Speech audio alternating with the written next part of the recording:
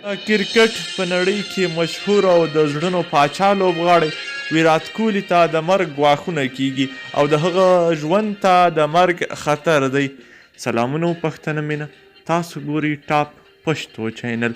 د لا زیاتو معلوماتو لپاره زموږ چینل له سره سبسکرایب او ویډیو تر اخره وګورئ. د ویرات کوهلی ژوند ته خطر دی، خو ولې او په کوم اړخ کې او د ده ژوند ته ولې خطر دی؟ دته کوم څوک د مرګ ګواښونه کوي؟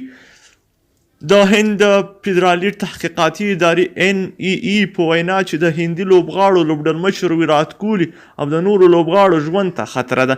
د هندي رسنیو د راپورونو په وینا د هند فدرالي تحقیقاتو ادارې د یو ناپېژنده خط له لارې د ویرات کوهلی او نورو لوبغاړو ته د مرګ ګواښ نه وروسته د نوي ډیلي پولیسو د لوبغاړو امنیت سخت کړی دی. د راپورونو په وینا هند د بنګلادیش پر وړاندې د 3 شل اوریزو لوبو لوبډلی ترسره کوي چې لومړۍ لوبه یې د یکشنبې په ورځ په اودنړیوال لوبغاړي کې ترسره کیږي.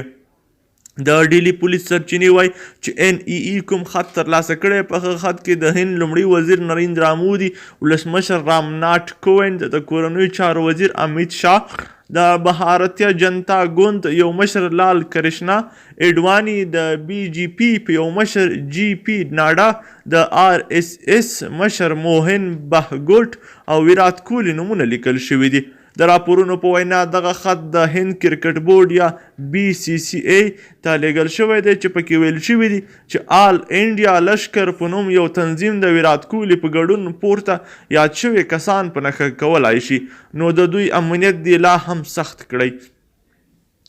د یادولو ده چې تر دې مخکې هم یو کس ویرات کوهلی ته د مرګ ګواښونه کړي دي، چې وروسته پولیسو نیولی و او هغه یې بیا په خپل بیان کې ویلي و چې هغه له لوبغاړو سره ټوکې کولې او داسې هیڅ اراده یې نه درلوده، خو یاد کس بیا هم د دغه ګواښونو له امله زندان ته ولېږل شو.